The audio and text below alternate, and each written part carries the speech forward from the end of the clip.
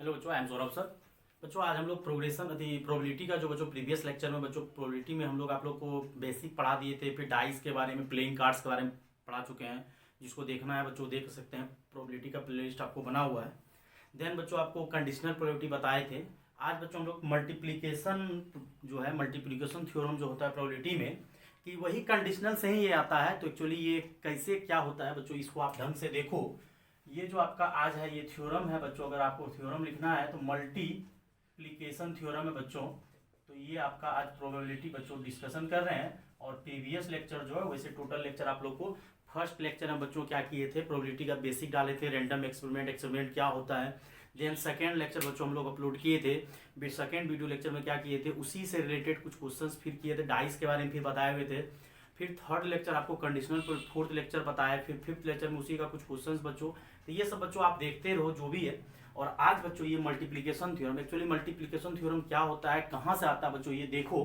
सबसे पहले मान लो कि ये if A and B any to events, कोई दो इवेंट है ए और बी। अगर ए और बी कोई भी इवेंट है, इसी तरह से अगला हम ए बी सी लेंगे।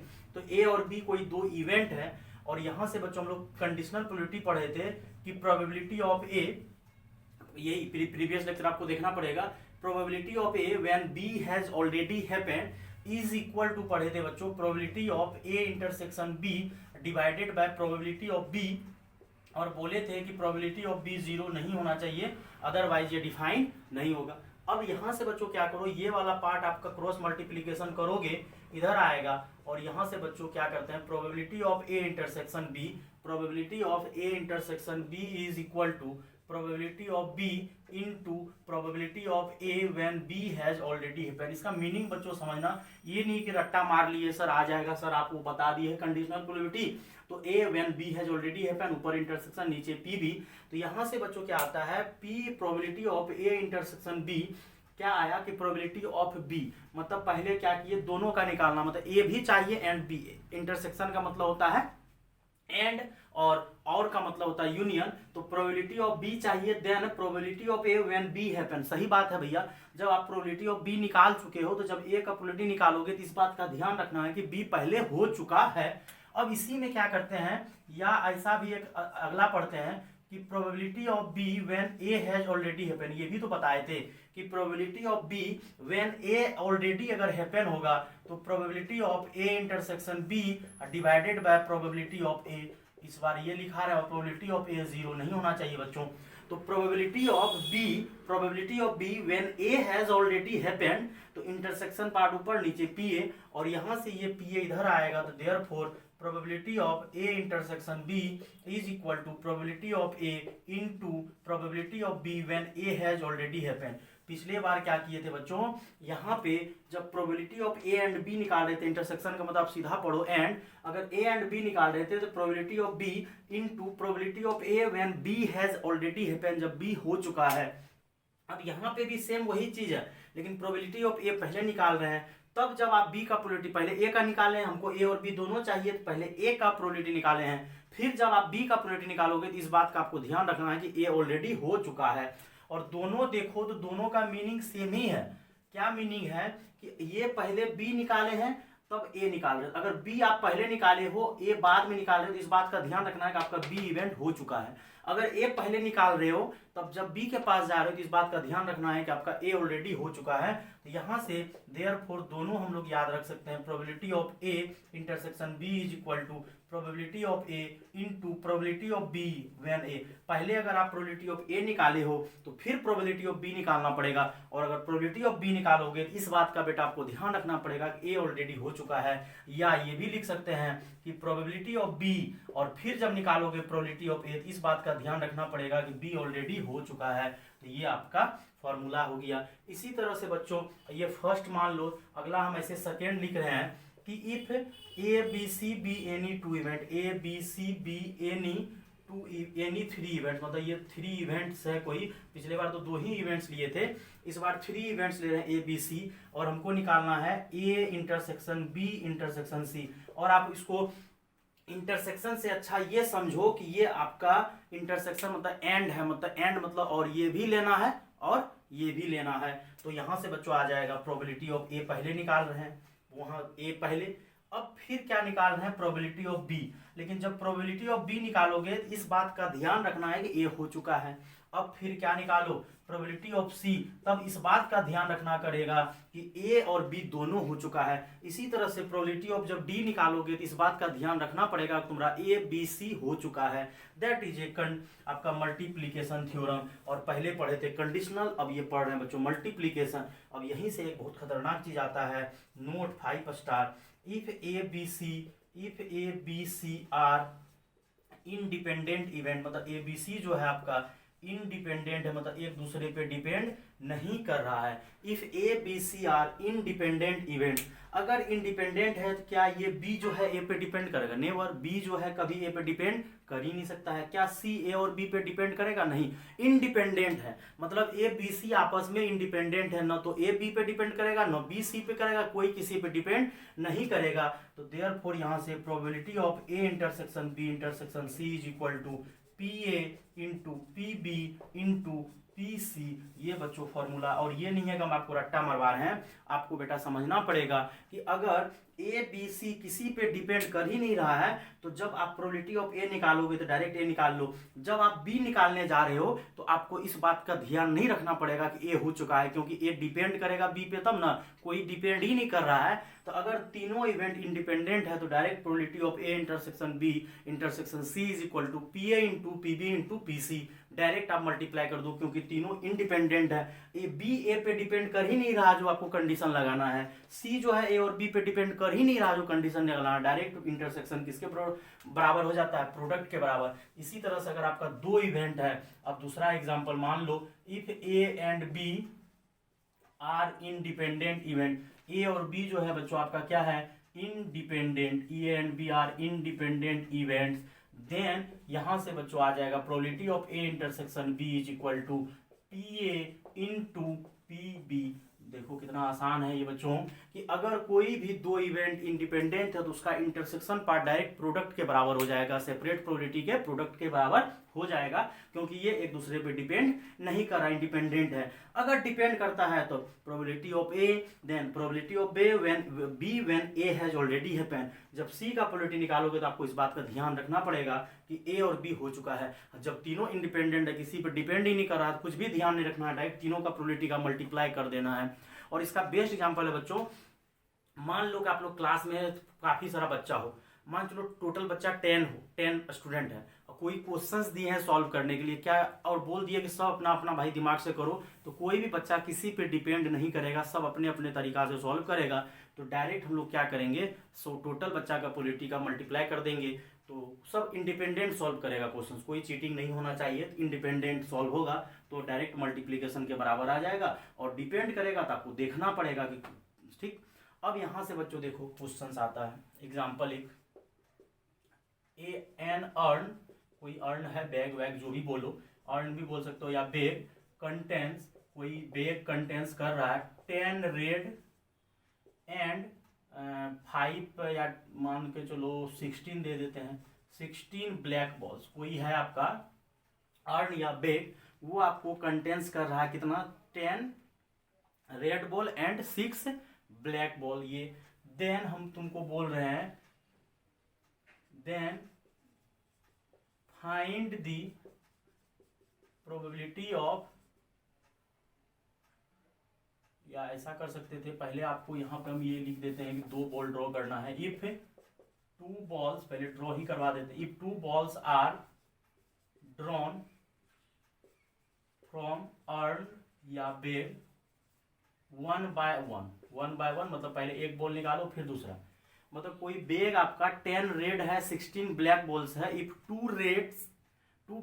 2 balls are drawn from urns 1 by 1, then find the probability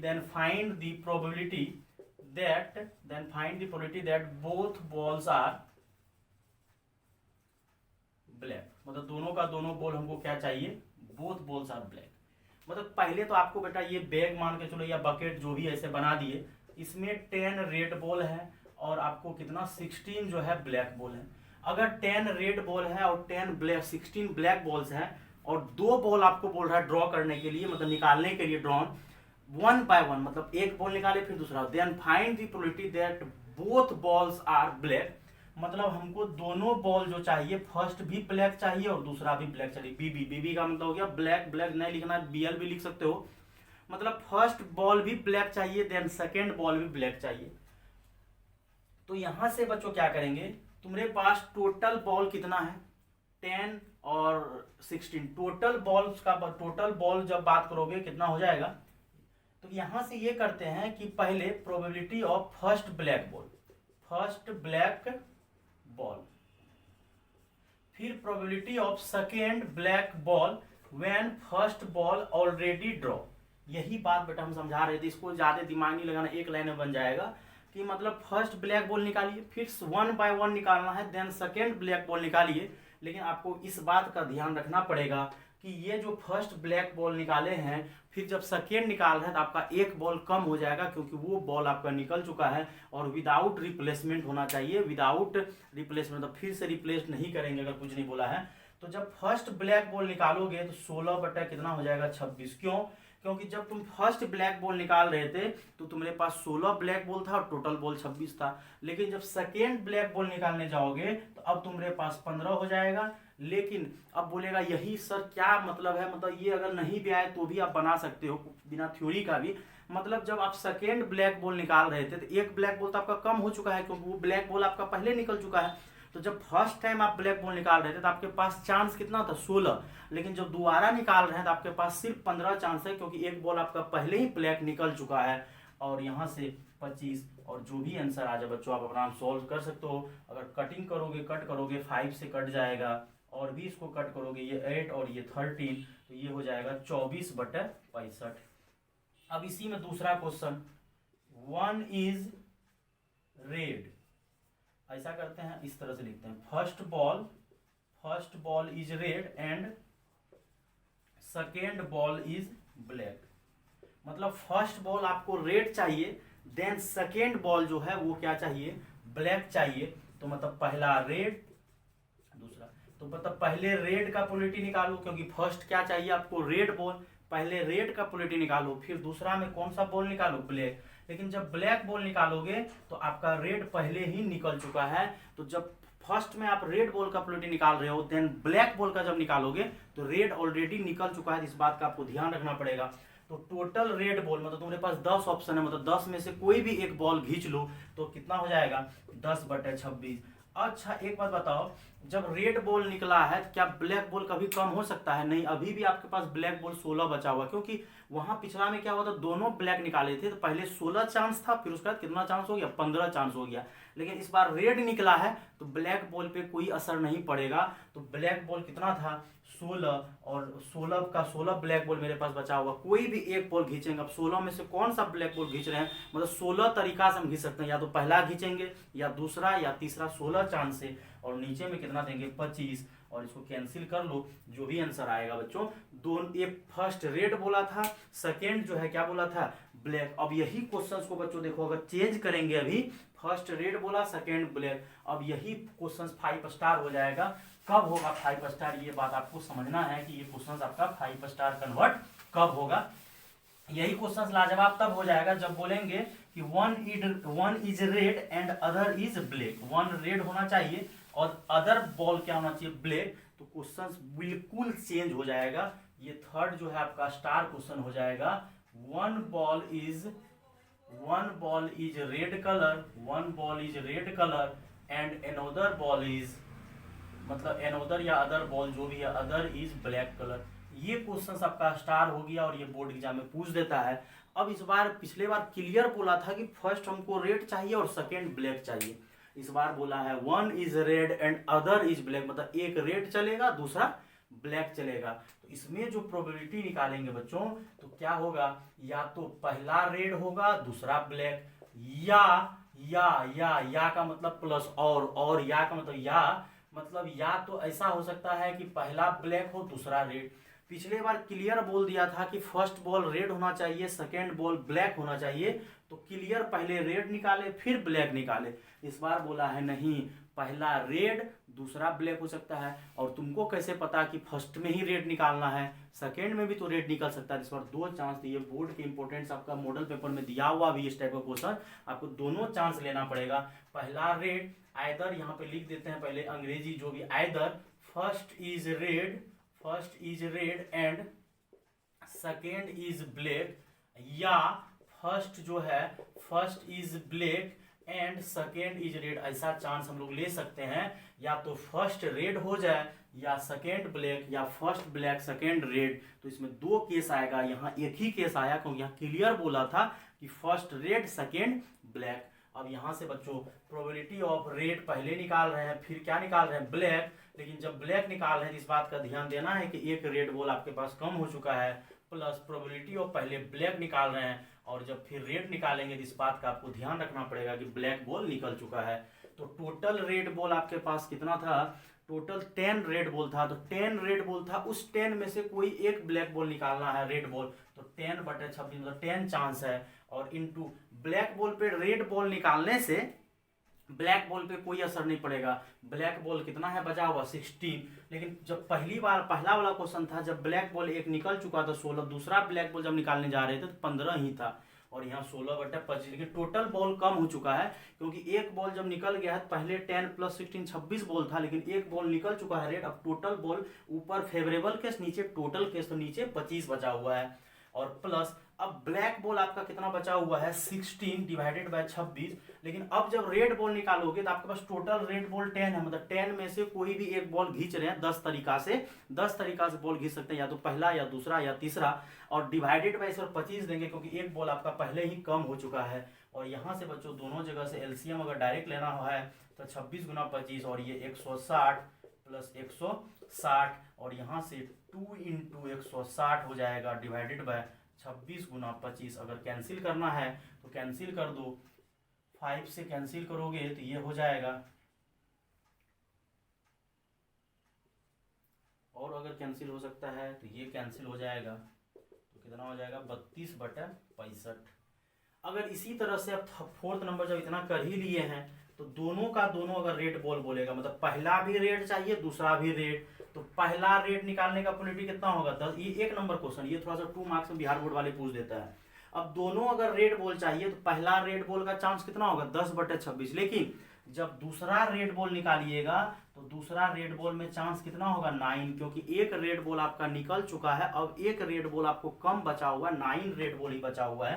तो यहाँ आ जाएगा, अच्छा कट करोगे तो कट कर दो, फिर ये 2 से कट जाएगा 13, तो आपका 9 कितना हो जाएगा 65। तो ये बच्चों आपका हो गया, बहुत लाजवाब है बच्चों। यहाँ भी अगर आपको कैंसिल करवाना है तो हम कर सकते हैं, 5 दूना 10 हो जाएगा, और ये 25, और ये फिर कट जाएगा 13, तो 16 कितना आ गया 65।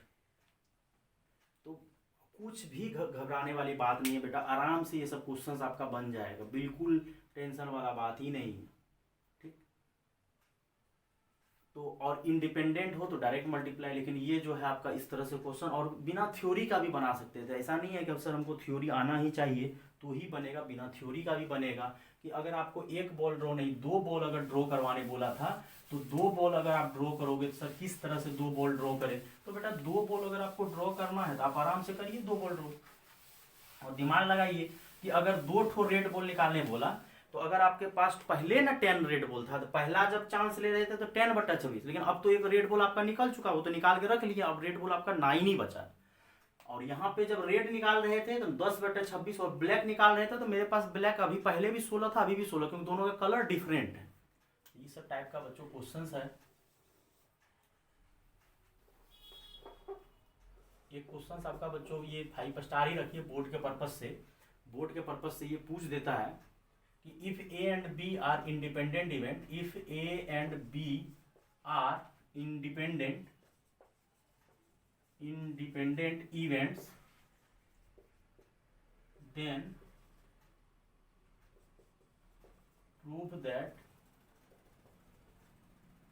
the probability of at least one of them is 1 minus PA dash into PB dash। यही शायद प्रूव करने बोल रहा है। आपका एनसीईआरटी का क्वेश्चन है बच्चों कि अगर कोई ए और बी इंडिपेंडेंट, एग्जांपल में दिया हुआ है ए और बी इंडिपेंडेंट इवेंट्स है, ये पूछ देता बोर्ड में, then prove that the probability of at least one of them. At least अगर कोई बच्चा प्रीवियस लेक्चर हमको देखा होगा एनी बाय एन एस, जो उसमें favourable case by total case, तो एटलीस्ट इसी को बोला जाता है एटलीस्ट वन ऑफ देम। मतलब जिसको नहीं आता है अगर यहाँ लिखना है ये एटलीस्ट वन ऑफ देम, मतलब एटलीस्ट वन ऑफ देम का मतलब होता है बच्चों या तो ए हो या बी हो या दोनों। एटलीस्ट मतलब कम से कम ए, तो या तो ए होगा या बी या दोनों होगा। और इसी को एटलीस्ट का मतलब होता है यूनियन। आप सीधा इसको याद रखिएगा, एटलीस्ट का मतलब होता है यूनियन। अगर 3 इवेंट रहता है A union B union C, और probability of A union B basic जब पढ़ाए थे बच्चों वहां बोले थे P A plus P B minus of P A intersection P B. अब आते हैं क्वेश्चंस के पास। क्वेश्चंस में बोला है बच्चों कि A and B according to questions, यहाँ लिख दो, अकॉर्डिंग टू क्वेश्चंस बोला है कि A and B are independent event. 2 marks free का मिलेगा ये, बस आपको दिमाग लगाना। इंडिपेंडेंट इवेंट ए और बी आपका बच्चों इंडिपेंडेंट इवेंट्स है, इवेंट्स वहां नहीं लिखे हैं क्लियर। तो इंडिपेंडेंट इवेंट्स का बच्चों होता है कि probability of A intersection B is equal to P A into P B. अगर इंडिपेंडेंट होता है तो दोनों इवेंट का इंटरसेक्शन पार्ट जो होता है ए एंड बी का वो डायरेक्ट मल्टीप्लीकेशन हो जाता है, क्योंकि ए और बी किसी पे डिपेंड नहीं कर, डायरेक्ट प्रोडक्ट हो जाता है। और यहाँ से therefore probability of at least one of them का मतलब यूनियन होता है। और पी ए के जगह पी ए रहने दीजिए प्लस पी बी रहने दीजिए, और यहाँ रख दीजिए P A into P B. अब यहाँ भी पी बी है यहाँ भी पी बी है बेटा, दोनों जगह से पी बी क्या करो कॉमन ले लो। और जैसे पी बी कॉमन लेगा तो यहाँ बन जाएगा 1 माइनस प्रोबेबिलिटी ऑफ पी ए, और 1 माइनस पी ए को हम लोग क्या बोलते हैं पी ए डैश या बार, जो भी समझो। पी ए डैश 1 में से टोटल प्रोबेबिलिटी में से हैपनिंग का प्रोबेबिलिटी घट गया, ये भी बेसिक में आपको क्लियर किया हुआ है कि टोटल प्रोबेबिलिटी 1 होता है, 1 में से प्रोबेबिलिटी ऑफ ए घट गया तो प्रोबेबिलिटी ऑफ ए बार आ गया, not happening A bar A dash. और अब यहाँ जब पी ए डैश आया तो यहाँ भी पी ए डैश कीजिए, तो अब यहाँ लिख दीजिए 1 माइनस पी ए डैश, क्योंकि probability of A plus probability of P A dash is equal to 1। तो प्रोबेबिलिटी ऑफ ए की जगह लिख दिए 1 में से डैश का प्रोबेबिलिटी घटा देंगे पी ए आ जाएगा, और 1 में से पी ए घटा देंगे पी ए डैश आ जाएगा, और प्लस पी बी और पी ए डैश, और ये 1 रहने दीजिए। और यहाँ जो है आपका माइनस पी ए डैश आ गया, और यहाँ पी बी आ गया, और ये पी ए डैश। अब दोनों जगह से फिर क्या करो 1 पी ए डैश क्या करो माइनस में कॉमन लो, तो यहाँ 1 और यहाँ पी बी, और फिर से ये बच्चों देयरफॉर यहाँ से बच्चों इधर लिख रहे हैं 1 माइनस ये पी ए डैश, और 1 में से जब पी बी घटेगा तो वो बन जाएगा पी बी डैश। ये प्रूव कर दोगे तो आपको 2 मार्क्स बेटा फ्री का मिलेगा। इसको नोट करो बच्चों, तब आगे हम कंटिन्यू करते हैं। बाद ये बच्चों ये आपका प्रूव कर दिए। अब बच्चों ये आपका एनसीईआरटी का एक्सरसाइज 13.2 जो है बच्चों, एक्सरसाइज 13.2, यहाँ से बच्चों आगे चलते हैं। फर्स्ट क्वेश्चन सी बच्चों लेते हैं। बोला है कि probability of A is equal to 3/5, then probability of बच्चों बी इज इक्वल टू दिया हुआ है 1/5, और probability of A intersection B, probability of A intersection B find करने बोल रहा है कि ये क्या होगा।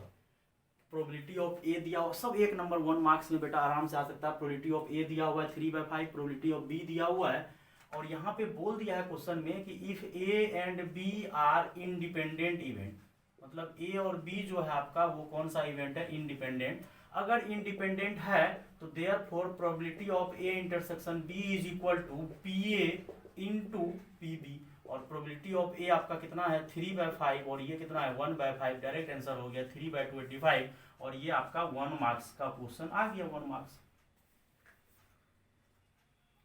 अब सेकेंड क्वेश्चन बोल रहा है बच्चों कि 2 cards are drawn at random and without replacement. वही जो पहले हम बोले थे कि विदाउट रिप्लेसमेंट, मतलब जो बॉल निकाल लिएगा तो वो बॉल फिर से नहीं डालना, आपका बॉल कम हो जाएगा। तो विदाउट रिप्लेसमेंट मतलब बॉल दोबारा नहीं डालना है। 2 cards are drawn at random, पहले तो आपको क्लियर नॉलेज होना चाहिए, टोटल कार्ड 52 होता है।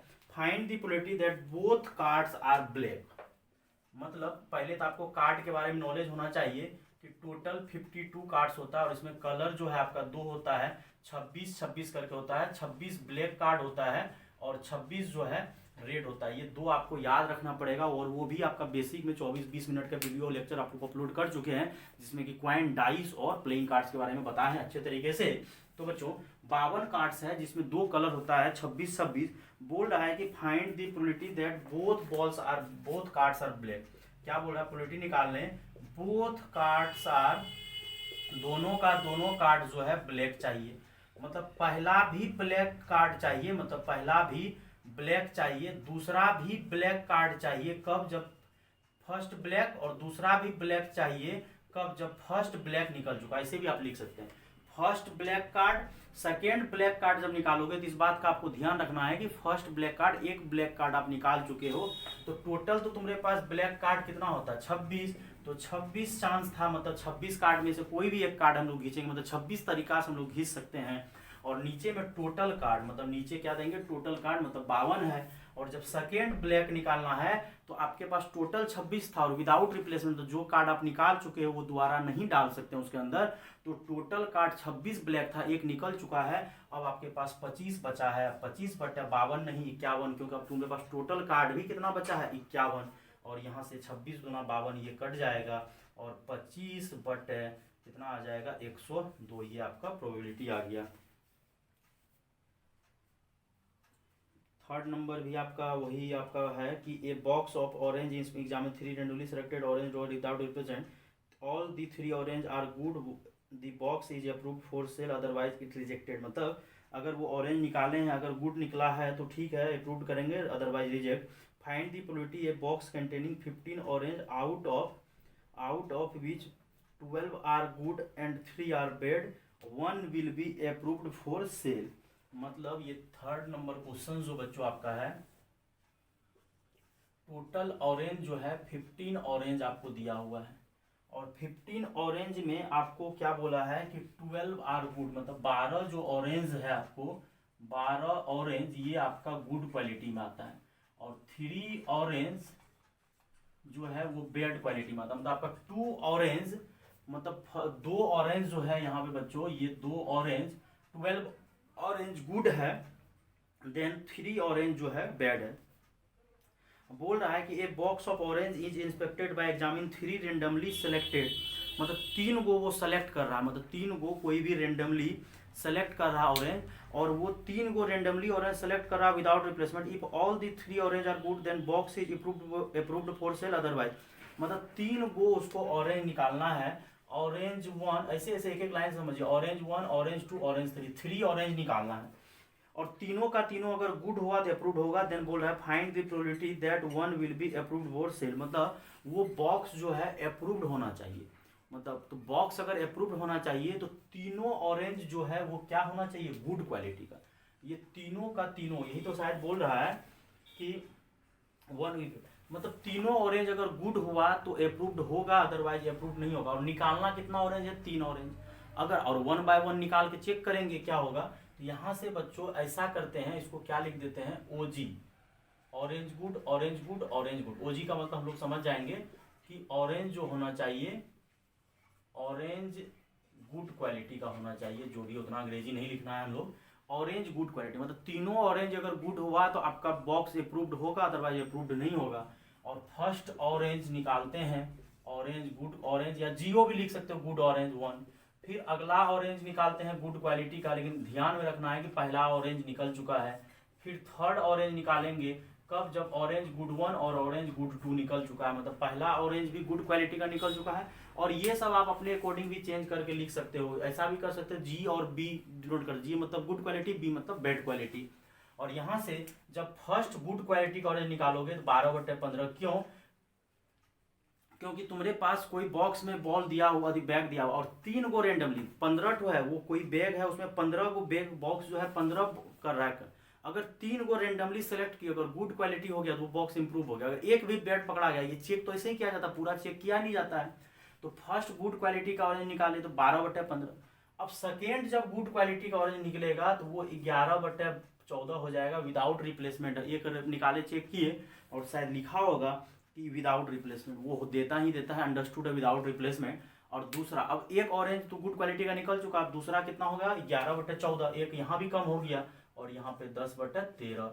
और इसको अगर सॉल्व करना है तो कर लो, कुछ हो सकता है तो 5 और यहाँ पे 7 और ये फिर 5 दिया 15। अब शायद ये फिर से 3 चौके 12, अब नहीं कटेगा शायद, तो 11 चौके 44, 44/51 आ जाएगा आपको प्रोबेबिलिटी। तो इसको ढंग से बच्चों समझो कि कोई बैग है, बॉक्स है जिसमें 15 ऑरेंज बॉल है, जिसमें कि 12 गुड है और 3 बैड डाल दिया जान के। अब उसमें से बोल रहा है कि कोई बॉक्स अप्रूव्ड सेल के लिए तभी होगा जब तीनों का तीनों गुड क्वालिटी, मतलब तीन जो है ऑरेंज निकाले, अगर तीनों सही निकल गया तो अप्रूव्ड हो गया, ये बक्सा बिकेगा। तो वो तीनों का तीनों गुड क्वालिटी होना चाहिए, अगर एक भी बैड क्वालिटी हुआ तो नहीं बिकेगा, तो बैड किए ही नहीं है, तो वो अप्रूव्ड होना चाहिए सेल के लिए बच्चों। तो यही था क्वेश्चन बच्चों।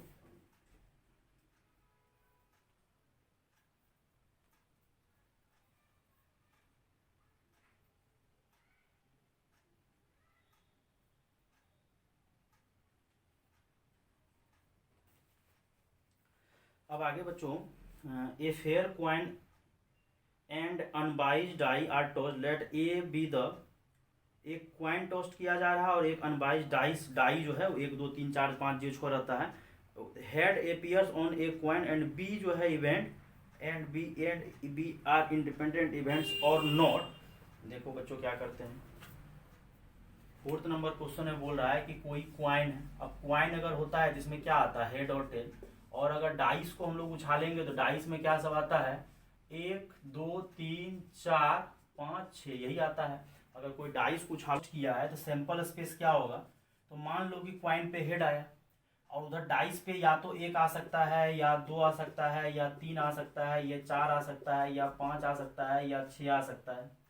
फिर जब टेल आएगा तो उस पर भी वही टेल, इस पे 2 फिर 3 फिर 4 फिर 5 फिर 6। ये देखो बच्चों समझो बढ़िया से कि कोई क्वाइन, कोई जो है आपका ये जो है क्वाइन जो है हेड और टेल है, और डाइस जो है आपका 1 2 3 4 5 6 है, और क्वाइन और डाइस को टॉस्ट किया गया है। तो अगर मान के चलो, इमेजिन करो कि क्वाइन पे हेड आ गया और डाइस पे अब हेड आया है, मान उस पर या तो 1 आ सकता है या 2 या 3 या 4 या 5 या 6, और इस पे जो है आपको टेल आया है तो उसके साथ भी कॉम्बिनेशन बनेगा 1 2 3 4, ये सैंपल स्पेस में सब लेंगे।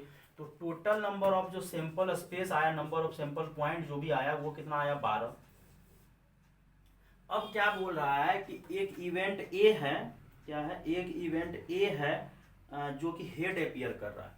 तो मतलब अगर इवेंट ए है, अगर हेड अपियर करेगा तो हेड 1, हेड फिर हेड के साथ 2 आएगा, हेड के साथ 3 और हेड के साथ 4। बच्चों इसी को अगर आपको शायद एनसीईआरटी बुक में ऐसे भी लिखता है एच कॉमा दे के 1 फिर H,2 है, उतना नहीं ऐसे लिख देंगे।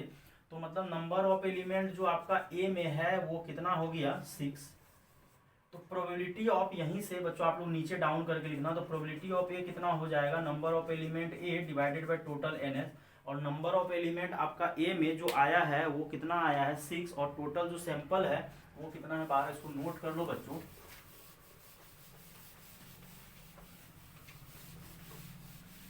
तो आपका वो प्रोबेबिलिटी आ जाएगा, यहाँ से प्रोबेबिलिटी ऑफ ए आ जाएगा 6/12, दैट इज 1/2। फिर एंड, अब बी बोल रहा है कोई इवेंट है, और बी में बोल रहा है कि 3 आना चाहिए। क्या आना चाहिए, बी के बारे में बोल रहा है कि इवेंट 3 आना चाहिए डाइस पे। तो वो तो ये 2 ही चांस हो सकता है, या तो हेड के साथ 3 आ जाए, या तो हेड के साथ 3 आ जाए, या तो टेल के साथ 3 आ जाए। डाइस पे 3 चाहिए और सिक्का पे हेड और टेल ही आएगा।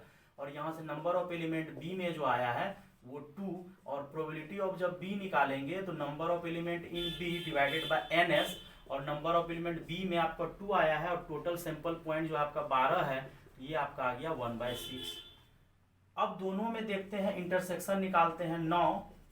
अब हम लोग क्या करते हैं बच्चों, इंटरसेक्शन निकालते हैं ए और बी में। अब आपका यहाँ पे ये इवेंट ए है जिसमें कि हेड 3 आया है, और यहाँ पे ये है ए, इसमें हेड 1 हेड दोनों में देखो कॉमन अगर दिख रहा है तो कॉमन यही आ सकता है और कुछ नहीं आ सकता है, हेड के साथ 3। तो इसका प्रोबेबिलिटी निकालो, प्रोबेबिलिटी ऑफ ए।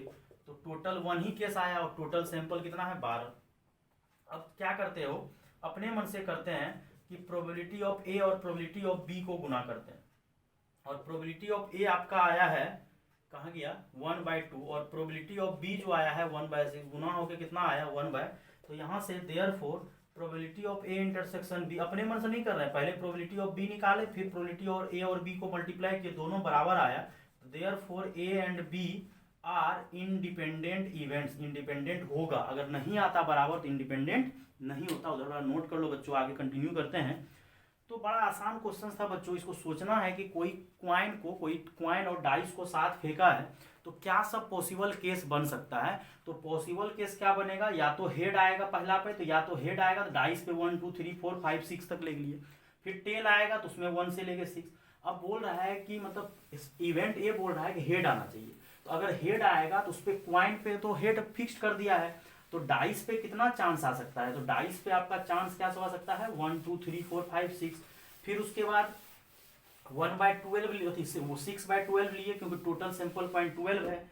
देन आपको फिर यहाँ से बच्चों क्या बोल रहा है कि बी इवेंट लेना है, वो इवेंट में क्या बोल दिया है, बी इवेंट में आपको कि आपको 3 आना चाहिए डाइस पे, तो डाइस पे 3 तो दो केस में आ सकता है, हेड के साथ भी 3 है, टेल के साथ भी 3, उसका प्लूरल निकाले। अब दोनों का इंटरसेक्शन निकाले क्योंकि इंडिपेंडेंट इवेंट प्रूव करने के लिए इंटरसेक्शन चाहिए, और इंटरसेक्शन निकाले तो एक ही आया हेड और 3, प्रोबेबिलिटी 1/12। और अब प्रोबेबिलिटी अगर 1/12 आया तो हम लोग क्या किए, अब आगे हम लोग अपने मन से P A into P B किए, और अगर P A into P B उसी के बराबर आ जाता है तो देन ये दोनों जो है बराबर आ गया 1/12, तो therefore A and be independent. अगर बराबर नहीं आता तो ए और बी जो है आपका इंडिपेंडेंट इवेंट नहीं होता बच्चों। तो आराम से इसको हम लोग बना सकते हैं, आराम से सोच सकते हैं, और जो भी इंपॉर्टेंट क्वेश्चन है बच्चों को कवर कर रहे हैं और बोर्ड में बिल्कुल हो जाएगा, और जेई सब के लिए फिर लेक्चर अदर डालेंगे। अब इसी तरह से 5th बना लीजिएगा। अब हम डायरेक्ट आपका 6th पे आते हैं, जो कि नॉर्मल क्वेश्चन दिया हुआ है। प्रोबेबिलिटी ऑफ ई दिया हुआ है 3/5, प्रोबेबिलिटी ऑफ एफ दिया हुआ है 3/10, और probability of E intersection F दिया हुआ है 1/5। बोल रहा है कि R E and F independent, क्या ई और एफ इंडिपेंडेंट है, तो इंडिपेंडेंट तभी होगा जब हम लोग मल्टीप्लीकेशन करेंगे इसका। तो देखते हैं मल्टीप्लाई करके, प्रोबेबिलिटी ऑफ ई और एफ को मल्टीप्लाई करते हैं, देखते हैं बराबर आता, अगर बराबर आ गया तो कुछ होने वाला है 9/50, ये जो है 1/5 के बराबर नहीं आया, मतलब therefore probability of E intersection F जो है प्रोबेबिलिटी ऑफ ई और इनटू प्रोबेबिलिटी ऑफ एफ के बराबर नहीं आया, therefore E and F R not independent, मतलब इंडिपेंडेंट इवेंट्स नहीं है, पिछला वाला इंडिपेंडेंट था। अब बच्चों आते हैं 7th नंबर क्वेश्चन, टोटल ये बोर्ड लेवल कवर कर देते हैं बच्चों। ए प्रोबेबिलिटी ऑफ ए दिया हुआ है 1/2, और probability of A union B आपको दिया हुआ है 3/5, और प्रोबेबिलिटी ऑफ बी दिया हुआ है पी। ये 3 चीज आपको जानकारी दिया हुआ है। बोल रहा है फाइंड पी इफ, फाइंड आपको पी करने बोल रहा है, इफ दे आर पहला म्यूचुअली एक्सक्लूसिव। बहुत अच्छा क्वेश्चन है बच्चों, बोर्ड में आपको 2 मार्क्स में देगा ये लोग। म्यूचुअली एक्सक्लूसिव पहला क्वेश्चन, पहले क्वेश्चंस को समझो। प्रोबेबिलिटी ऑफ ए दिया हुआ है, probability of A union B, मतलब at least one of them either or union, और पी भी दिया हुआ है जो कि पी मान दिया है, मतलब पी भी एक्चुअली प्रोबेबिलिटी ऑफ बी निकालने आपको बोल रहा है। तो find P if they are mutually exclusive, और म्यूचुअली एक्सक्लूसिव का मतलब बोले तो एक्सक्लूड कर रहा है, मतलब एक्सक्लूड का मतलब दोनों का इंटरसेक्शन पार्ट जो है वो फाई है, मतलब खाली बक्सा है, मतलब बक्सा में कुछ है नहीं, that is A mutually exclusive. वो आपको रैंडम एक्सपेरिमेंट जब पढ़ा रहे थे। और अगर फाई है मतलब नंबर ऑफ एलिमेंट, और इसको याद ही कर लो, number of element mutually exclusive है तो number of element intersection part में 0 है, तो देयरफॉर उसका प्रोबेबिलिटी भी 0 होगा। आज के बाद याद कर लो, अगर 2 इवेंट म्यूचुअली एक्सक्लूसिव है तो उसका इंटरसेक्शन पार्ट का प्रोबेबिलिटी 0 होगा, मतलब एक्सक्लूड कर रहा है, दोनों एक दूसरे से पूरा हटा हुआ है, दूर दूर तक रिश्ता नहीं रख रहा है। तो म्यूचुअली एक्सक्लूसिव मतलब इंटरसेक्शन पार्ट अगर 0 आ जाए, इंटरसेक्शन पार्ट अगर कुछ नहीं है दैट इज म्यूचुअली एक्सक्लूसिव, तो probability of A intersection B आपका 0 आ गया। अब जाके फॉर्मूला लगा दो, तो यहां से हम लोग को फॉर्मूला आता है probability of A union B is equal to probability of A plus probability of B minus of probability of A intersection B. और प्रोबेबिलिटी ऑफ ए बेटा आपका दिया हुआ है कितना 3/5 1/2 प्लस पी, और यहाँ 0 रख दो, और यहाँ से 3/5 minus 1/2 is equal to P, और यहाँ से एलसीएम लोगे 10, और ये 6 माइनस 5, देयरफॉर यहाँ से p इज इक्वल टू आ जाएगा 1/10। ये आ गया म्यूचुअली एक्सक्लूसिव होगा तो प्रोबेबिलिटी 0 होगा इंटरसेक्शन पार्ट का। सेम क्वेश्चन अगला दिया हुआ इसी में इंडिपेंडेंट। अब इंडिपेंडेंट का कंसेप्ट लगा तो इंडिपेंडेंट में अभी आप पढ़े हो बहुत जल्दी, अभी तुरंत पढ़े थे इंडिपेंडेंट में क्या कंडीशन लगता है। अगर दूसरा में बोला है कि इंडिपेंडेंट है, अगर इंडिपेंडेंट है तो प्रोबेबिलिटी ऑफ, हम लोग को पता है ए इंटरसेक्शन बी किसके बराबर होता है, P A into P B. ये आपको याद रहना चाहिए कि अगर इंडिपेंडेंट है तो probability of A intersection B P A into P B के बराबर होना चाहिए। और म्यूचुअली एक्सक्लूसिव मतलब इंटरसेक्शन पार्ट 5 है, वो आपका रैंडम एक्सपेरिमेंट्स में बताए हुए थे। अब फिर से लिखते हैं, since probability of A union B is equal to P A plus P B minus of P A intersection P B, और ये आपको 3/5, ये 1/2 प्लस पी, और ये तो प्रोडक्ट के बराबर हो जाएगा 1/2 इंटू पी। क्यों? क्योंकि अगर इंडिपेंडेंट है तो probability of A intersection B is equal to P A into P B. अब यहाँ से बेटा क्या करो, 3/5 माइनस 1/2 और p माइनस p/2 सॉल्व करोगे तो ये 10, 3 दूना 6 माइनस 5 घटाओगे तो ये आएगा, और ये 2 से ये कट जाएगा तो कितना आएगा 1/5। तो प्रोबेबिलिटी कितना आएगा b का 1/5 b का। लेकिन अगर म्यूचुअली एक्सक्लूसिव है तो उसका इंटरसेक्शन पार्ट क्या आएगा, फाई आएगा। इसको नोट करो, फिर आगे कंटिन्यू करते हैं। बिल्कुल देखो कितना आसान है प्रोबेबिलिटी, जिससे बच्चा लोग डरते रहता है, जबकि ये बिल्कुल आपका आसान टॉपिक है। आराम से आप सोच सकते हैं, समझ सकते हैं। और ये म्यूचुअली एक्सक्लूसिव याद करो, ऑब्जेक्टिव सब में डाल देगा झूठ का, और इंटरसेक्शन पार्ट 5 है तो that is A probability 0, number of element होगा बेटा तब ना, प्रोबेबिलिटी नंबर ऑफ एलिमेंट अगर है ही नहीं।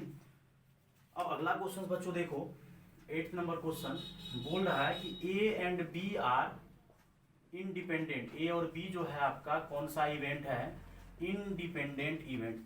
अगर ए और बी अगर आपका इंडिपेंडेंट इवेंट्स है और प्रोबेबिलिटी ऑफ ए दिया हुआ है 0.3 और प्रोबेबिलिटी ऑफ बी दिया हुआ है आपको 0.4, अगर इंडिपेंडेंट है तो एक काम हम लोग सबसे पहले पहला क्वेश्चन बोला है तो वो तो निकाल ही देंगे कि इंडिपेंडेंट है तो probability of A intersection B direct probability of A into B हो जाएगा, और 0.3 इंटू 0.4 तो कितना हो जाएगा 0.12, ये निकल गया। देन सेकेंड नंबर में पूछा होगा पक्का ए यूनियन बी। अब probability of A union B is equal to probability of A plus probability of B minus probability of A intersection B, और यहाँ से पी ए आप रख दीजिए 0.3, देन 0.4 माइनस 0.12, और सॉल्व करोगे 0.7 में से 0.12 तो 0.5 राइट आंसर आ गया। थर्ड नंबर बनाना नहीं है, खाली समझना है। थोड़ा सा पता चला सबको मैथ्स लगाया जा रहा है, मैथ्स लगाया जा रहा है, खाली मैथ्स नहीं लगाना बेटा, मैथ्स के साथ साथ उसको समझना जरूरी है कि सब क्वेश्चन में आप मैथ्स लगा के बना रहे हो तो क्या फ़ायदा है। कुछ आपको टेक्निकली भी बच्चों समझना पड़ेगा। टेक्निकली आपको क्या समझना पड़ेगा बच्चों कि सब क्वेश्चन बनाना नहीं है, उसको आपको टेक्निकली ये समझना है कि बोल रहा है कि ए का कंडीशनल प्रोबेबिलिटी है, स्लेश जब दिया है तो ये आपका कंडीशनल प्रोबेबिलिटी है कि probability of A when B has already happen, मतलब ए का प्रोबेबिलिटी निकालने बोल रहा है जब बी ऑलरेडी हो चुका है। तो बेटा ए अगर बी पे डिपेंड ही नहीं कर रहा है, ए और बी अगर इंडिपेंडेंट है तो हम लोग डायरेक्ट इसको पी ए के बराबर तो लिख दिए। ये तो आपको बेवकूफ़ बना रहा है 0.3। सर नहीं, हमको बनाना है पूरा बेसिक तरीके से। बनाइए बेसिक तरीके से, मेथड सेकेंड पूरा बेसिक से सर बनाइए। तो probability of A when B has already happen, formula sir लगाएंगे probability of A intersection B divided by नीचे प्रोबेबिलिटी ऑफ बी। और बेटा अगर इंडिपेंडेंट है तो probability of A into probability of B होगा। बकवास क्वेश्चन है, और ये कट के आपका किसके बराबर हो जाएगा। लेकिन इसी को हम आपको मैथ्स के लैंग्वेज में समझा रहे थे कि अगर ए बी पे डिपेंड कर ही नहीं है रहा है तो probability of A when B has already happen that is a conditional probability, तो डायरेक्ट पी ए के बराबर नहीं लिखेंगे। तो ये सब टाइम पास क्वेश्चन है बच्चों, इसको दिमाग से समझो तो ज़्यादा अच्छा है। बोल रहा प्रोबेबिलिटी ऑफ बी, ये डायरेक्ट पी बी के बराबर होगा, डिपेंड ही नहीं करना, फॉर्मूला लगाओ कट के वही पी बी आ जाएगा। तो अगर वो इवेंट ही इंडिपेंडेंट है तो डायरेक्ट लिख देंगे बच्चों। अब आगे क्वेश्चंस, अगला क्वेश्चन थोड़ा सा अच्छा है, 2 मार्क्स में अगर घुमा के पूछ देता है ना तो थोड़ा अच्छा क्वेश्चन बन जाता है, मतलब नोट वाला पूछ दिया है तो ज़्यादा अच्छा है। जैसे अभी इंडिपेंडेंट का आपका जो कंडीशन उसको फॉलो करना, उसके पीछे तो पड़ जाना है। बोला है कि ए और बी जो है 2 इवेंट्स है, ए और बी 2 इवेंट्स है। 8 नंबर या 9 नंबर है, 9 नंबर। प्रोबेबिलिटी ऑफ ए दिया हुआ है 1/4, 1/2, 1/2। प्रोबेबिलिटी ऑफ बी दिया हुआ है 1/4 और प्रोबेबिलिटी ऑफ तीनों दे दिया है ए इंटरसेक्शन बी 1/8। अगर कोई बच्चा को दिख रहा होगा प्रोबेबिलिटी ऑफ ए और प्रोबेबिलिटी ऑफ बी को अगर मल्टीप्लाई करोगे तो दोनों इवेंट इंडिपेंडेंट है, अगर ये भी क्वेश्चन पूछ देता है ऑब्जेक्टिव में इंडिपेंडेंट, हाँ इंडिपेंडेंट, दोनों का मल्टीप्लाई 1/8 आएगा तो इंडिपेंडेंट है। बोला है नॉट ए नॉट बी, बोला है probability of not A and का मतलब इंटरसेक्शन, ये याद रखिएगा कि एंड का मतलब क्या होता है इंटरसेक्शन, मतलब प्रोबेबिलिटी ऑफ नॉट ए मतलब A bar, not B bar, and का मतलब और रहता तो यूनियन देते, और का मतलब यूनियन। याद रखिएगा कि एंड का मतलब इंटरसेक्शन और का मतलब यूनियन। इसका एक डी मॉर्गन्स भैया थे, बड़ा अच्छा चीज बोला था। क्या बोला था डी मॉर्गन्स, बड़ा मजेदार है, इसको याद कर लीजिएगा। डी मॉर्गन्स लॉ बोला था कि अगर ए यूनियन बी पे बार लगा हो तो ये आपका हो जाता है ए बार बी बार, सेपरेट हो जाता है। डी मॉर्गन्स भैया ये आपका याद रखना है, अगर ए यूनियन बी पे बार लगा हुआ है तो बार सेपरेट हो जाता है और यूनियन के जगह इंटरसेक्शन आ जाता है, यहाँ मॉर्गन्स लिखें। दूसरा पहला, दूसरा बोला था अगर ए इंटरसेक्शन, बड़ा अच्छा से याद रख सकते हो, हमको तो याद हो गया था एक ही बार में कि ए यूनियन बी पे बार है तो बार अगर सेपरेट होगा तो यूनियन के जगह इंटरसेक्शन, और अगर बार इंटरसेक्शन पे लगा हुआ है तो बार सेपरेट होगा और इंटरसेक्शन की जगह यूनियन। इससे कोई गलती होने का चांस ही नहीं है। तो ये वाले क्वेश्चंस में हम वही अप्लाई करेंगे कि probability of A union B पे बार लगा देंगे, मतलब दोनों का बार सेपरेट है तो दोनों पे बार लगा के एंड के जगह यूनियन आ गया, और यहाँ से डायरेक्ट क्या कर देंगे 1 में से, और अभी पढ़े थे थोड़ा देर पहले भी कि प्रोबेबिलिटी ऑफ ए बार जो होता है वो 1 माइनस प्रोबेबिलिटी ऑफ ए होता है। तो हम लोग मान रहे हैं कि ए यूनियन बी ही ए है तो 1 में से उसका यूनियन वाले पार्ट घटा दो। अब सर यूनियन नहीं है तो यूनियन निकालिए 1, और यहाँ करली ब्रैकेट फॉर्मूला होता है P A plus P B minus P of A intersection B, और यहाँ से 1 और पी ए आपका ब्रैकेट देगा नहीं गड़बड़ हो जाएगा 1/2 माइनस 1/8, और एलसीएम लीजिएगा तो 8 आएगा, 4 है यहाँ पे, तो वो यहाँ पे 4, यहाँ पे 2, यहाँ पे 1, और 4 कितना हो जाएगा 6, 5/8 कितना आ जाएगा 3/8, क्योंकि इसको क्या किए चेंज कर दिया, और चेंज करने से, और इसका एक तरीका और है कि सर इंटरसेक्शन को अगर आप इस दूसरे तरीके से भी चेंज कर सकते हैं तो उससे भी बन सकता है, कोई भारी बात नहीं है। तो 3/8। अब दूसरा तरीका क्या है, अगर आप इसको टेक्निकली समझना चाह रहे हो तो इसको थोड़ा टेक्निकली समझाते हैं, मजा आ जाएगा, इसको नोट करो, हर तरीके से समझना, माइंड डेवलप करो। और probability, actually probability, progression, BT जो है वो बाइनोमियल थ्योरम, पीएनसी, ये सब दिमाग वाले चैप्टर हैं, जो उसके पास दिमाग है वही आपको बना पाएगा, नहीं तो नहीं बना पाएगा।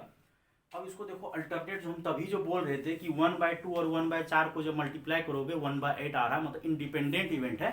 इसको मेरे तरीका से सोचो अल्टरनेट कि प्रोबेबिलिटी ऑफ ए दिया हुआ है 1/2, प्रोबेबिलिटी ऑफ बी दिया हुआ, हम शुरू में ही बोले थे देखो यार उसका मल्टीप्लाई कुछ आ रहा है, और सच में मल्टीप्लाई करने से दोनों का, तो यहाँ से हमको दिख रहा है कि probability of A probability of B का जब मल्टीप्लाई कर रहे हैं तो वो 1/8 आ रहा है, जो कि probability of A intersection B. अगर probability of A intersection B अगर सेपरेट प्रोबेबिलिटी के मल्टीप्लाई के बराबर हो जाता है, देन यहाँ से प्रोबेबिलिटी, देन प्रोबेबिलिटी क्यों लिख रहे हैं बेटा, then A and B are independent event, मतलब ये जो है आपका इंडिपेंडेंट, ये आपको दिमाग लगाना, वो बोलेगा नहीं हर हमेशा, ये इंडिपेंडेंट इवेंट होगा। और अगर इंडिपेंडेंट इवेंट है तो यहाँ से बोला है not a not be and, तो इसको क्या हम लोग आज के बाद ऐसे नहीं बोल सकते हैं क्या, जहां जहां इंडिपेंडेंट है हर जगह हम लोग लगा सकते हैं, हर जगह। और देखो not a not be and मतलब इंटरसेक्शन, डायरेक्ट मल्टीप्लाई कर दो इंटरसेक्शन रहेगा। सर कैसे बनेगा, अरे बेटा यहाँ पे लगा दो 1 माइनस पी ए, और यहाँ लगा दो 1 माइनस पी बी, और 1 माइनस 1/2, और 1 माइनस 1/4, और ये 1/2, और ये 3/4, सॉल्व करो 3/8। क्या आपका आंसर मैच नहीं किया बेटा, आराम से आंसर मैच करेगा, दिमाग लगना चाहिए, जल्दी बना, उसमें टाइम लगा, उसमें डी मॉर्गन्स को ही बुलाना पड़ा, इसमें बुलाने का किसी को जरूरत नहीं है, नहीं तो बैठ के बुलाते रहिए। 10th number question, probability of A दिया हुआ है 1/2, प्रोबेबिलिटी ऑफ बी जो है आपको दिया हुआ है 7/12। इसको आराम से देखना है पूरा लेक्चर को, मतलब माथा पूरा क्लियर हो जाएगा। नॉट ए, अगर नहीं समझ में आता हम लिखते हैं नॉट ए और नॉट बी, देखो सेम क्वेश्चन, वहां एंड था, not a not be, and लगा हुआ था, यहाँ और लगा हुआ है, तो मतलब A bar union B bar is equal to 1/4। और आराम से अभी दिमाग लगाएंगे। देखो यहाँ पे इसको क्या करते हैं, ये जो दिया हुआ है इसको अगर हम लोग ऐसा करें, यूनियन के जगह इंटरसेक्शन ला ले और इस पे क्या लगा दे, बार। डी मॉर्गन्स को याद कर लो, बड़ा मजेदार है, 5 स्टार है। मतलब क्यों इतना कचरा करोगे क्वेश्चन को। मतलब यूनियन के जगह इंटरसेक्शन आ गया, तो बार अगर दोनों पे लगा रहता तो सेपरेट होता है, तो उल्टा फॉर्मूला लगा दिए। क्या लगा दिए, उल्टा फॉर्मूला लगा दिए। तो ए बार यूनियन बी बार है, दोनों का बार सेपरेट के, तो यूनियन की जगह इंटरसेक्शन। और यहां से आ गया बेटा 1 माइनस जो है उसका प्रोबेबिलिटी 1 में से हैपनिंग का, ये नॉट हैपनिंग है, हैपनिंग का 1 में से पी ए, जैसे अभी लिखे थे यहाँ पे कि P A bar is equal to 1 minus P A. तो मान लो कि ये ए बार है तो 1 माइनस पी ए, और यहां से क्या करेंगे, वो 1 माइनस 1/4 इधर आएगा, और ये पी ऑफ इंटरसेक्शन बी, और यहां से probability of A intersection B आ जाएगा 3/4। Probability of A intersection B कितना आ गया, 3/4। अब इसको क्या करते हैं हम लोग, जब probability of A intersection B, अब मल्टीप्लाई करके देखते हैं, और ये डी मॉर्गन्स को पूरा माथा में बैठा लो, मजा आ जाएगा। ये जो निकला हम लोग का प्रोबेबिलिटी ऑफ ए, अब दोनों को मल्टीप्लाई करो, 9 probability of A into probability of B, probability of A इतना, और ये 7/12, तो 7/24, जो कि शायद अगर आपको दिख रहा होगा ये कभी भी, देयरफॉर यहाँ से probability of A intersection B, ये तो 3/4 आया है, अगर 6 से मल्टीप्लाई भी करोगे तो नहीं, अब मस्से में जो ये दोनों बराबर नहीं आया, तो नहीं अगर आया तो therefore A and B are not independent events. मजा आ गया, बहुत अच्छा चैप्टर, बहुत मजेदार। और यही सब पढ़ने से तो बेटा दिमाग काम करेगा, और सब आप ट्राई कीजिएगा। एक 14 नंबर क्वेश्चन बच्चों डिस्कशन करते हैं, ज़्यादातर क्वेश्चन तो हम ही कवर कर दिए। अब बोल रहा है 14 नंबर, प्रोबेबिलिटी ऑफ सॉल्विंग, जो कि हम बोल रहे थे कोई बच्चा 10 क्लास, अगर क्लास में 10 स्टूडेंट 10 विद्यार्थी है, 10 स्टूडेंट सॉल्व करेगा, तो ए सॉल्विंग स्पेसिफिक प्रॉब्लम इंडिपेंडेंट, हाँ कोई भी क्वेश्चन सॉल्व इंडिपेंडेंट ही किया जाता है। और probability of a independent solve कर रहा है, प्रोबेबिलिटी ऑफ ए दिया हुआ 1/2 और प्रोबेबिलिटी ऑफ बी दिया हुआ है 1/3, और इंडिपेंडेंट ही सॉल्व किया जाता है कोई भी क्वेश्चन को। If both try to solve the problem independently then find the probability. दोनों क्वेश्चन मजेदार है।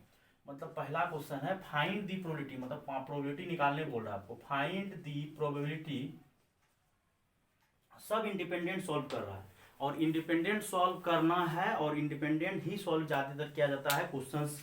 जैसे कि एक क्वेश्चन आपको जेई वाले एग्जाम में कभी कभी पूछता है कि बुलेट फायर की, कोई चिड़िया को मारना है, 3 बुलेट फायर की, अगर 1 बुलेट लगेगा तब भी मरेगा, 2 बुलेट लगेगा तब भी मरेगा, 3 बुलेट लगेगा तब भी मरेगा। एक ही शर्त में वो नहीं मरेगा, जब तीनों का तीनों बुलेट क्या हो जाएगा, फ्लॉप हो जाएगा। अब देखिए ये क्वेश्चन आपका क्या बोला है, बोला है कि स्पेसिफिक प्रॉब्लम को कोई सॉल्व कर रहा है, आप लोग एनसीईआरटी रख सकते हैं, बोथ ट्राई टू सॉल्व करते हैं, find the probability that problem is solve. मजेदार क्वेश्चन है, यही सबसे बढ़िया क्वेश्चन है। Then find the probability that problem is solve. Problem क्या होना चाहिए, सॉल्व, यही बात हम बोलना चाहिए। मतलब आपके क्लास में 2 विद्यार्थी हो या 3 विद्यार्थी हो या 10 विद्यार्थी हो, प्रॉब्लम सॉल्व करना, अगर उस क्लास में 1 विद्यार्थी सॉल्व करेगा तब भी क्वेश्चन सॉल्व माना जाएगा, अगर 2 विद्यार्थी सॉल्व करेगा तब भी क्वेश्चन सॉल्व किया माना जाएगा, अगर 3 विद्यार्थी सॉल्व करेगा तब भी सॉल्व माना जाएगा, अगर 10 का 10 विद्यार्थी सॉल्व करेगा तब भी सॉल्व माना जाएगा। एक ही शर्त में क्वेश्चन को सॉल्व नहीं माना जाएगा, जब कोई भी बच्चा क्वेश्चन सॉल्व नहीं कर पाए। इसका सबसे बेस्ट तरीका है कि 1 में से ए का भी नहीं सॉल्व करने का, एक ही शर्त में क्वेश्चन सॉल्व नहीं होगा, जब 1 टोटल प्रोबेबिलिटी 1 होता है, एक ही शर्त में क्वेश्चन सॉल्व नहीं होगा, वो घटा दो, 1 में से क्या करो, घटा दो। जब दोनों का दोनों बच्चा सॉल्व नहीं करेगा तो क्वेश्चन सॉल्व नहीं होगा, जबकि क्वेश्चन को सॉल्व करना है प्रॉब्लम को, तो प्रॉब्लम सॉल्व तब हो सकता है जब एक सॉल्व करे या दूसरा करे या दोनों करे। लेकिन हम लोग को एक ही शर्त में, सुनेगा ढंग से, एक ही शर्त में सॉल्व नहीं होगा, जब दोनों का दोनों बच्चा फ्लॉप हो जाएगा। तो 1 में से नहीं सॉल्व करने वाला घटा दो। और सर ये कैसे निकलेगा, तो 1 में से 1/2, क्योंकि पी ए दिया हुआ है, और यहाँ पे आपको अगला तरीका से बता देंगे बच्चा के तरीका से। और 1 में से 1/2 या 1/2, और ये 2/3, ये कैंसिल, और 1 माइनस 1/3 तो सॉल्व करोगे 2/3। अब सर ये वाला तरीका नहीं, हमको पूरा लल्लू तरीका, तो सबसे बेस्ट तरीका तो मार्केट का यही है कि 1 में से नहीं सॉल्व करने वाला घटा दिए। अगला देखिए, पूरा आप लोग के तरीका से सर कैसे कैसे 2 ठो बच्चा है लेकिन 3 गो बच्चा अगर दे देगा तो और माथा खराब होगा, बैठ के करते रहिएगा सॉल्व, तो टाइम का वेस्टिंग है वो। फिर अल्टरनेट मेथड जो है बकवास आप लोग के तरीके से, सर ए सॉल्व करेगा और बी सॉल्व नहीं करेगा, या सर बी सॉल्व करेगा ए सॉल्व नहीं करेगा, या दोनों का दोनों सॉल्व कर देगा। मतलब अगर एक विद्यार्थी सॉल्व करेगा मतलब ए सॉल्व करेगा बी नहीं तब भी सॉल्व माना जाएगा प्रॉब्लम को, या बी सॉल्व करेगा ए नहीं करेगा तब भी सॉल्व माना जाएगा, या दोनों सॉल्व करेगा तब भी सॉल्व। तो देयरफॉर यहाँ से सबका क्या करेंगे, और का मतलब होता है या का मतलब प्लस, इंडिपेंडेंट है तो सबको क्या करिए प्लस, देखिएगा आंसर वही आएगा। और अगर इंडिपेंडेंट है तो इंटरसेक्शन है, ये सब क्या है A and B, A and A करके, तो इसको पी ए बार। इंडिपेंडेंट इसीलिए मल्टीप्लाई में लिखते जा रहे, अगर इंडिपेंडेंट नहीं होता तो मल्टीप्लाई में नहीं लिखते। देखो कितना बकवास है। प्रोबेबिलिटी ऑफ ए 1/2 दिया हुआ है और प्रोबेबिलिटी ऑफ पी ए बार है तो 1 में से 1/3 घटा दीजिए, और यहाँ से पी बी दिया हुआ 1 और ये 1 में से 1/2 घटा दीजिए, और दोनों बच्चा सॉल्व करेगा तब भी सॉल्व माना जाएगा। और 1/2 इस बार नहीं काटना 2 को, नहीं तो काटोगे फिर बकवास हो जाएगा। और सब जगह से 6 एलसीएम ले लो तो 2 + 1 + 1 तो 4/6 सॉल्व करोगे तो 2/3, क्या आंसर मैच नहीं किया, लेकिन टाइम वेस्ट है। मतलब अगर आपको 3 बच्चा देगा और बोलेगा प्रॉब्लम सॉल्व करना है तो 1 में से नहीं सॉल्व करने में घटा देना, बोला एग्जैक्टली 1 ऑफ देम सॉल्व। मतलब दूसरा क्वेश्चन इसमें आता है, second number question, exactly 1 of them, exactly 1 of them is solve. मतलब कोई एक ही बच्चा सॉल्व करे, तो एक ही बच्चा अगर सॉल्व करेगा तो मतलब ए सॉल्व करे लेकिन बी नहीं करे, प्लस बी सॉल्व करे लेकिन ए नहीं करे, तो यहीं से छाप देते हैं यही वाला 2/6 और 1/6, ये दोनों केस लेना है, ए करे बी ने, कोई एक ही बच्चा सॉल्व करे तो 3/6 वो कितना होगा। इसी में बोलेगा कि दोनों सॉल्व करे, बोथ सॉल्व करे, बोथ स्टूडेंट सॉल्व। अगर दोनों स्टूडेंट सॉल्व करे तो P A into P B, मतलब दोनों बच्चा सॉल्व करवा रहा है, 1/6 आ जाएगा। लेकिन ये जो क्वेश्चन आपका बोर्ड में पूछेगा, अगर 3 बच्चा भी रहेगा तो 1 में से कोई भी बच्चा, बोला प्रॉब्लम सॉल्व होना चाहिए, तो अगर प्रॉब्लम ये नहीं बोला कि एक बच्चा करे 2 बच्चा, बोला प्रॉब्लम सॉल्व होना चाहिए, तो कोई एक सॉल्व करेगा दोनों सॉल्व करेगा तब भी सॉल्व होगा, तो 1 में से नहीं सॉल्व करने वाला घटा दीजिएगा, तो आपका क्वेश्चन बच्चों तुरंत क्लियर हो जाएगा। इसी तरह से आपका अगला बोल रहा है कि in a hostel 60% of student read Hindi newspaper, 40% English और 20% बोथ। इसको करते हैं बच्चों, इसको नोट करो तब आगे कंटिन्यू करते हैं। बड़ा लाजवाब क्वेश्चन है कि 60% जो है आपका क्या पढ़ रहा है वो हिंदी न्यूज़पेपर, देन 40% इंग्लिश, और कुछ लोग होता है जो कि दोनों कॉमन होता है, तो दोनों वो 20% लोग हैं जो कि हिंदी और इंग्लिश दोनों पढ़ रहा है। तो मतलब सबका प्रोबेबिलिटी और परसेंटेज में दिया, और परसेंटेज को ही प्रोबेबिलिटी बोला जाता है। ये हम पहले भी जब बेसिक पढ़ा रहे थे बोले थे कि प्रोबेबिलिटी क्या होता है, मतलब कोई भी सिक्का उछालोगे, अगर कोई भी सिक्का उछालोगे या तो हेड आएगा या तो टेल आएगा, तो अगर हेड आएगा तो हेड का प्रोबेबिलिटी कितना होता है, मतलब 1/2, टेल का प्रोबेबिलिटी कितना होता है 1/2, उसी को हम परसेंटेज में बोले थे कि हेड का चांस कितना होगा 50%, टेल का भी चांस कितना होगा 50%, तो प्रोबेबिलिटी को आप परसेंटेज की तरह भी समझ सकते हैं। तो वही बात आपको यहाँ पे बोला है, क्या बोला है कि कोई आपका 16 नंबर क्वेश्चन जो है बोला है हिंदी न्यूज़पेपर पढ़ रहा है, कितना परसेंटेज 60%, पहले लिख दो परसेंटेज है कोई दिक्कत नहीं, लिख दो ना यार 60/100, कितना दिमाग लगाओगे, तो 3/5, मतलब 60% हिंदी न्यूज़पेपर पढ़ रहा है, मतलब 60% मतलब प्रोबेबिलिटी उसका 60/100 है, मतलब 60/100 है। और प्रोबेबिलिटी ऑफ इंग्लिश जो पढ़ रहा है वो 40%, मतलब 40/100 है, तो ये 2/5 हो जाएगा। फिर हिंदी और इंग्लिश दोनों जो पढ़ रहा है वो कितना है 20%, तो 20 मतलब 1/5। अब आगे देखो, a student selected, find the probability she reads neither Hindi nor, ये लाजवाब क्वेश्चन है, नाइदर हिंदी नॉर इंग्लिश, न तो उसको हिंदी पढ़ना है न तो इंग्लिश पढ़ना, नाइदर नॉर। तो नाइदर नॉर में अब दोनों पे बार सेपरेट दिए, नहीं नाइदर नॉर का मतलब पहले समझो, मतलब आइदर और पे बार लगेगा, वो नहीं बोल रहा है कि नॉट ए और नॉट ई, वो पहला क्वेश्चन था, आइदर नो और नाइदर नॉर है। और नॉट अगर बोलता नॉट हिंदी और नॉट इंग्लिश, इसको लिखते हम लोग H बार और ई बार और लगा दे, ये होता। लेकिन अगर आपको बोला है neither nor, neither H nor E, तो एच यूनियन ई पे टोटल पे बार लगाना। दोनों का मीनिंग बच्चों अच्छे समझना। नाइदर नॉर मतलब आइदर और पे बार लगाना है। और बड़ा आसानी तरीके से वन में से आइदर और हम लोग क्या करेंगे, घटा देंगे और आइदर और निकाल लेते हैं। कितना होता है आइदर और मतलब P H plus P E minus of P H intersection P E. और यहाँ से आपका पी एच का मतलब है 3/5, फिर कितना है 2/5। सॉल्व देख लो बच्चों, कहीं पर कैलकुलेशन मिस्टेक नहीं होना चाहिए। और 1 और यहाँ पे देखो एलसीएम खटाक दबल लो, 5, 3 + 2 - 1 और 3 2 5, 5 में से गया 4, सॉल्व करोगे 1/5। फिर बोल रहा है if C reads Hindu newspaper, मतलब कोई है जो कि हिंदी न्यूज़पेपर पढ़ रहा है। फिर समझो कंडीशनल टाइप का है। Find the probability that she reads English newspaper, मतलब सेकेंड नंबर में बोल रहा है कि find the probability she reads English newspaper. क्या बोल रहा है, find the probability she reads English. पहले उसको पढ़ो, किसका प्रोबेबिलिटी निकालने बोल रहा है। तो प्रोबेबिलिटी किसका निकालने बोल रहा है कि C reads English newspaper if, ये आप बताए थे कंडीशनल में, if when given, if C reads Hindi newspaper. तो probability of E intersection H ऊपर और प्रोबेबिलिटी ऑफ एच नीचे और probability of E intersection H, अच्छा यहाँ एफ लिखा गया है क्या, ई लिखो, इंग्लिश है तो वो 1/5 और हिंदी कितना है आपको 3/5, सॉल्व होके 1/3। फिर थर्ड नंबर में बोल रहा है कि probability of she reads Hindi newspaper, मतलब हिंदी न्यूज, तो जिसका प्रोबेबिलिटी निकालना है वो ऊपर, जिसका प्रोबेबिलिटी निकालना है वो ऊपर। C reads Hindi newspaper if C reads English, मतलब इफ व्हेन गिवन वो नीचे आ जाएगा। तो इस बार इंटरसेक्शन तो अभी भी आएगा, इंग्लिश हिंदी बोलो बात बराबर है नीचे, लेकिन कौन आ जाएगा इंग्लिश। और ये आपका 1/5 है और ये आपका 2/5 है, तो कट के कितना आ जाएगा 1/2।